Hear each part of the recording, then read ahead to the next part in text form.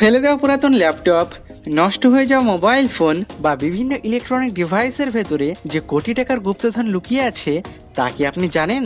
এই ডিভাইসগুলোর ভেতরে ছোট ছোট সার্কিট বোর্ড, যাকে আমরা মাদার বোর্ড বা প্রিন্টেড সার্কিট বোর্ড বলি, সেগুলির ভেতরে অল্প পরিমাণে হলেও খাঁটি স্বর্ণ ব্যবহার করা হয়। কারণ স্বর্ণ খুব ভালো বিদ্যুৎ পরিবহন করতে পারে, এতে মরিচা ধরে না এবং দীর্ঘদিন ভালো থাকে। এই কারণে বড় বড় ইলেকট্রনিক কোম্পানিগুলো প্রসেসরের সংযোগ স্থানে পাতলা গোল্ড লেয়ার ব্যবহার করেন। কিন্তু যখন এই সমস্ত ডিভাইসগুলো নষ্ট হয়ে যায় বা পুরনো হয়ে যায়, তখন অনেক দেশেই এগুলোকে ফেলে না দিয়ে রিসাইকেল করা হয়। আর পাকিস্তানের কিছু লোকাল ফ্যাক্টরিতেও এই কাজটা বেশ জনপ্রিয় হয়ে উঠেছে। কিভাবে ডাস্টবিনের এই ইলেকট্রনিক বর্জ্য থেকে চকচকে খাঁটি স্বর্ণ বের করে আনা হয় তাই দেখবো আমরা আজকের এই ভিডিওটিতে। তো চলুন আজকের এই ভিডিওটিকে শুরু করা যাক। এই পুরো প্রক্রিয়াটি আসলে কয়েকটি ধাপে করা হয় এবং প্রতিটি ধাপে খুবই গুরুত্বপূর্ণ। প্রথম ধাপ হচ্ছে এই সকল মাদারবোর্ড সংগ্রহ করা। অনেক সময় লোকাল ফ্যাক্টরিগুলো পুরাতন মাদারবোর্ড, মোবাইল ফোনের সার্কিট, ল্যাপটপের অংশ এইসব বিভিন্ন দেশ থেকে সংগ্রহ করার পর এগুলিকে সরাসরি প্রসেস করা হয় না, কারণ সর্বপ্রথমে এগুলিকে বাছাই করা হয়।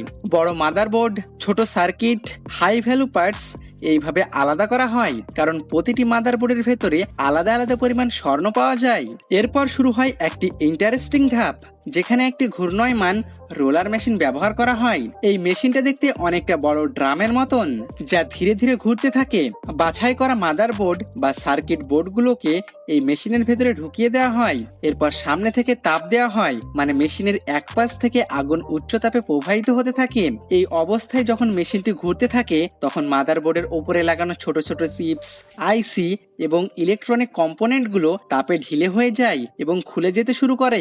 এই মেশিনের নিচের দিকে ছোট ছোট ছিদ্র থাকে। এর ফলে যখন চিপস গুলো আলাদা হয়ে যায়, তখন সেগুলো ওই ছিদ্রর নিচে পড়ে যায়।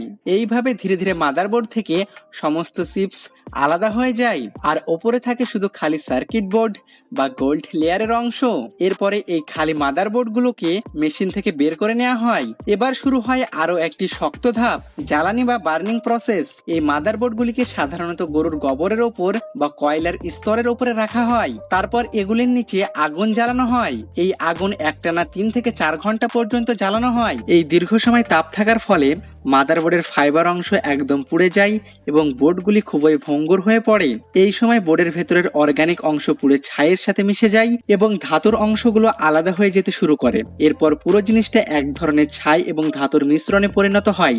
এই অবস্থায় মাদারবোর্ড আগের মতো শক্ত থাকে না, হালকা চাপ দিলেই গুঁড়ো হয়ে যায়। এরপর এই ছাই এবং ভাঙ্গা অংশগুলো সংগ্রহ করে অন্য একটি জায়গায় নিয়ে যাওয়া হয়। সেখানে সেগুলো আরো একটি ঘূর্ণয়মান মেশিনের মধ্যে দেওয়া হয় এবং তার সাথে দেওয়া হয় অনেক বড় বড় বেশ কয়েকটি লোহার বল। এরপর রোলার মেশিনের মুখ বন্ধ করে দেওয়া হয় আর এটাকে একটানা 3 থেকে 4 ঘন্টা পর্যন্ত ঘোরানো হয়। এর ফলে ভেতরে থাকা শক্ত মাদারবোর্ড একেবারে পাউডারে পরিণত হয়ে যায়। পাউডার হয়ে যাওয়ার পর সেই পাউডার বের করে অন্য একটি জায়গায় নিয়ে যাওয়া হয়। সেখানে বস্তা থেকে বের করে একটি সাদা পাউডারের সাথে মেশানো হয়। এই পাউডার সাধারণত এমন একটি উপাদান যা চাপ দিলে ভেতর থেকে ময়লা আলাদা করতে সাহায্য করে। খুব ভালোভাবে মেশানোর পর এই মিশ্রণটিকে একটি বড় পাত্রে বা চুল্লিতে ঢেলে দেওয়া হয়। এরপর শুরু হয় উচ্চ তাপমাত্রার আরো একটি ধাপ। এই ধাপে প্রায় 500 থেকে 600 ডিগ্রি সেলসিয়াস বা তারও বেশি তাপ দেওয়া হয়। এই প্রচন্ড তাপে ধাতুগুলো ধীরে ধীরে গলতে শুরু করে। তখন একটা ইন্টারেস্টিং জিনিস ঘটে, উপর থেকে হালকা ময়লা বা অপদ্রব্য ভেসে ওঠে আর একটা আলাদা স্তর তৈরি হয়, আর নিচের দিকে ভালো ধাতুগুলো গলিত অবস্থায় জমা থাকে। এরপর এই গলিত ধাতব অংশগুলিকে সাবধানে বের করে নেওয়া হয়। তারপর এটাকে একটা ছাঁচে ঢেলে দেওয়া হয়। ঠান্ডা হলে এটি শক্ত হয়ে যায় এবং একটি ধাতব ব্লকের মতো দেখা যায়, কিন্তু এতে এখন পর্যন্ত অনেক ধাতব মিশ্রণ মিশে থাকে। এখানে শুধুমাত্র স্বর্ণই থাকে না, এর সাথে থাকে তামা, রূপা ইত্যাদি। এরপর এই শক্ত ধাতব টুকরোগুলিকে আবার ছোট ছোট করে ভেঙে একটি ড্রামের ভেতরে রাখা হয়, আর এই ড্রামের ভেতরে প্রচুর পরিমাণে কেমিক্যাল ঢালা হয় এবং এটাকে প্রায় 24 ঘন্টা রেখে দেওয়া হয়। এই সময়ের মধ্যে কেমিক্যাল ধীরে ধীরে কাজ শুরু করে এবং বিভিন্ন ধাতু দ্রবীভূত হয়ে তরলের সাথে মিশে যায়, অর্থাৎ ধাতুগুলো কঠিন অবস্থা থেকে তরল কেমিক্যালের সাথে মিশে যায়। কিন্তু বন্ধুরা এখানে একটি ইন্টারেস্টিং বিষয় হলো স্বর্ণ কিন্তু এই কেমিক্যালের সাথে গলে যায় না। এরপর সেই তরলকে আলাদা করে একটি বিশেষ ফিল্টার পেপারের সাহায্যে ছেঁকে নেওয়া হয়। এর ফলে অন্যান্য তরল ধাতু নিচে পড়ে যায় আর মিশে থাকে স্বর্ণের সূক্ষ্ম সূক্ষ্ম কণাগুলো, যে কণাগুলো কাগজের গায়ে কাদার মতো জমতে শুরু করে। সর্বশেষে কাগজের গায়ে থেকে জমা হওয়া সেই স্বর্ণের কণাগুলিকে সংগ্রহ করা হয়, তারপর উচ্চ তাপমাত্রায় গলানো হয় যাতে সেই ছোট্ট কণাগুলো একসাথে মিশে একটি শক্ত এবং চকচকে খাঁটি স্বর্ণের টুকরো পরিণত হয়। এইভাবে শেষ পর্যন্ত পুরাতন ইলেকট্রনিক বর্জ্য থেকে খাঁটি স্বর্ণ বের করা হয়।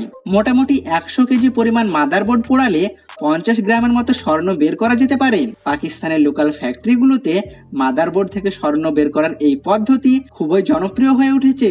আর এইভাবে ফেলে দেওয়া যে কোনো মাদারবোর্ড পুনরায় ব্যবহারযোগ্য করা হয় এবং পরিবেশ দূষণও কমানো হয়।